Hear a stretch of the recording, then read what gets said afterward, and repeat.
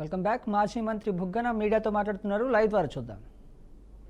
కొంచెం నేను ఉంటాను కనెక్ట్ అయిపోయిందిలే. అసలు ఈ దానికంతా ముఖ్యంగా ఏమని చెప్పినారండి? బాబు షూరిటీ, భవిష్యత్తు గ్యారంటీ. ఒకరు షూరిటీ ఇచ్చరి, అంతే కదా? షూరిటీ అయితే ఇచ్చినట్లే కదా సూపర్ సిక్స్కు షూరిటీ. దానికి గ్యారంటీ ఎవరు ఇచ్చిరి? కూటమిలో భాగస్వాములు జనసేన గ్యారంటీ. ఆ షూరిటీకి గ్యారంటీ ఇచ్చిరి. పెద్ద ఆయన పేరు పెట్టుకున్నారు, ప్రధానమంత్రి గారిది ఫోటో. వాళ్ళు ఏమనుకున్నా కూడా పబ్లిక్ ఏమనుకున్నారంటే పైనుంచి చూసి ఇది కౌంటర్ గ్యారంటీ అనుకున్నారు. ఎందుకంటే ఫోటో పెట్టినారు కదా, ఫోటో పెడితేనే కౌంటర్ గ్యారంటీ అనుకున్నారు. పోనీ లోకేష్ గారు ఏమన్నారు? ఒకవేళ ఏదే కానీ ఇదిగిన ఇంప్లిమెంట్ కాకుంటే, దీనికి అమలు పరచకుంటే నన్ను పట్టుకోండి అని అన్నాడు అనమాట. అంటే ఆయన వారంటీ. ఇప్పుడు షూరిటీ ఎక్కడా? గ్యారంటీ ఎక్కడా? కౌంటర్ గ్యారంటీ ఎక్కడా? వారంటీ ఎక్కడా?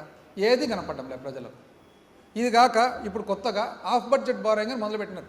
కొత్తగా అంటే ఇంక ఇవన్నీ సంపద సృష్టి కావడంలే, అప్పు చేతనం కాడి చేసినారు, ఎక్కువ కూడా చేసినారు. ఎందుకంటే కూటమిలో భాగస్వాములు కాబట్టి మామూలు మాకైతే కండిషన్లు ఉంటుండే, ఇప్పుడు కండిషన్ లేకుండా చేసేసినారు.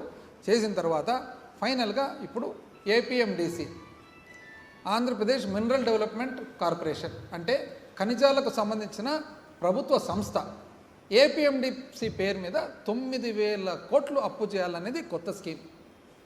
ఈ స్కీమ్కి గాను వాళ్ళు ఏం చేసినారు? ఏపీఎండిసి పోయి ఎట్లా ఏపీఎండిసి పేరు వాడుకొని ఏపీఎండిసికి సంబంధించిన ఏదైతే ఆదాయాలు ఉంటాయో అవన్నీ కూడా తాకట్టు పెట్టిన తర్వాత ఏపీఎండిసి ఆదాయం మీద 9,000 కోట్లు అప్పు చేయాలనేది scheme.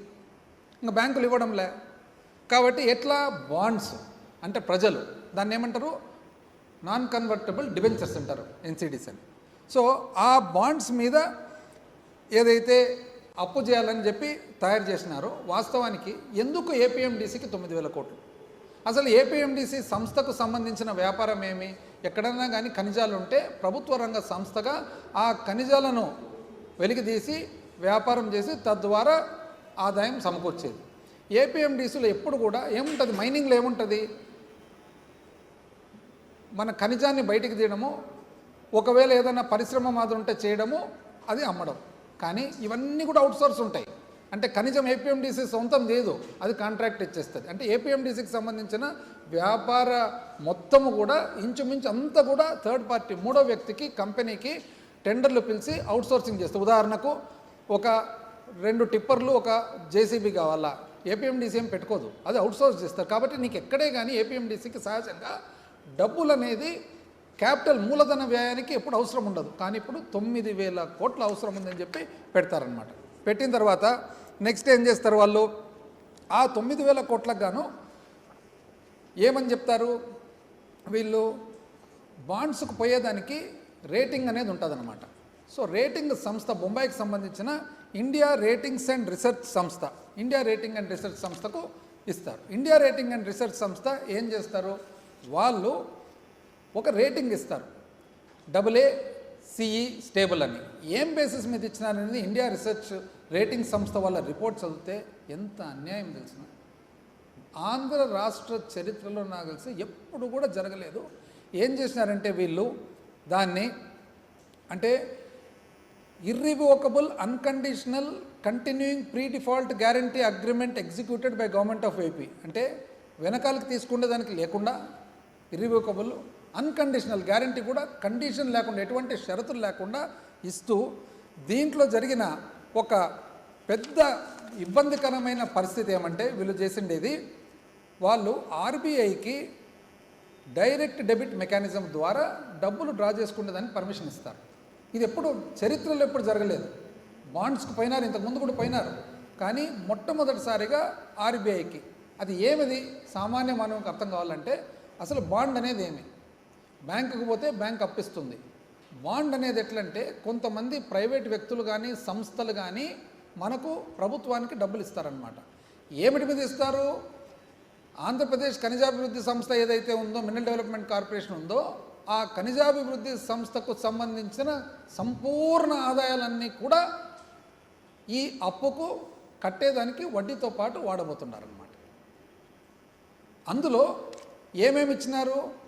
And exclusive charge over identified minor minerals being acquired. అంటే ఖనిజాభివృద్ధి, ఆంధ్రప్రదేశ్ ఖనిజాభివృద్ధి సంస్థకు సంబంధించిన పూర్తి మైనింగ్ ఆదాయాలు ఏవైతే ఉన్నాయో అవన్నిటి మీద కూడా ఎవరైతే అప్పు ఇవ్వబోతున్నారో అప్పిచ్చే ఆ బాండ్స్ సంస్థకు మనము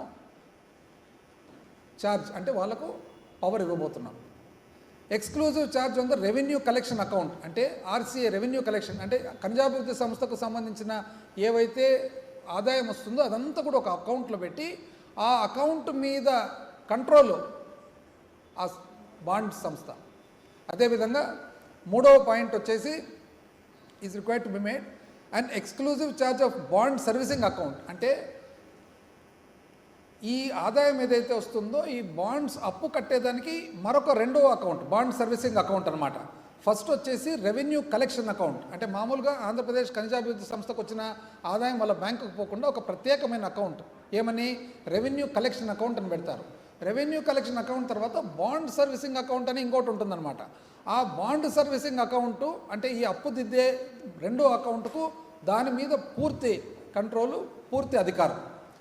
ఆ తర్వాత నాలుగోది exclusive charge on the DSRA account, DSRA, DSRA account అంటారు షార్ట్ ఫామ్. అది డెట్ సర్వీసింగ్ కోసం, అంటే అప్పు దిద్దే దానికోసం. ఇది డస్రా ఏమంటే అర్థము సామాన్య మానవునికి అర్థమయ్యేదానికి, ఇప్పుడు మనకు వచ్చిన ఆదాయం అప్పు తీసుకున్న తర్వాత అప్పు కట్టాలి, వడ్డీతో పాటు కట్టాలి. మనకు వచ్చిన ఆదాయం మన అకౌంట్ నుంచి పోవాలి కదా. అయితే మీరు కట్టొచ్చునో కట్టకపోవచ్చునో అని చెప్పి 3 నెలల 2 క్వార్టర్లు అంటే 6 నెలలకు సంబంధించిన పేమెంట్ ఏదైతే ఉందో, అంటే ఒకవేళ నెల ఒకవేళ 100 కోట్లు అనుకోండి, 6 నెలలు అంటే 600 కోట్లు ఒక అకౌంట్లో పెట్టాలి సపరేట్గా. అంటే రెవెన్యూ కలెక్షన్ అకౌంట్ వేరే, బాండ్ సర్వీసింగ్ అకౌంట్ వేరే, దసరా అకౌంట్ వేరే. ఇప్పుడు అసలైన విషయం ఏమంటే ఆ దసరా అకౌంటులో ఒకవేళ డబ్బులు తక్కువైతే ఆ తక్కువైన డబ్బులు మాత్రము ఇంత కాల పరిమితి లోపల ప్రభుత్వాన్ని అడగకుండానే ప్రభుత్వానికి సంబంధించిన ఆర్బీఐలో ఉండే ప్రభుత్వ అకౌంట్ నుంచి డైరెక్ట్గా మీరు తీసుకునే దానికి ప్రైవేట్ వ్యక్తులకు ఈరోజు అధికారం ఇవ్వబోతున్నారు. చరిత్రలో ఎప్పుడు లేదు. బాండ్స్ ఇంతకుముందు తీసుకొని ఉంటారు, రెవెన్యూ కలెక్షన్ అకౌంట్ ఉండిండొచ్చు, దసరా అకౌంట్ ఉండించవచ్చు,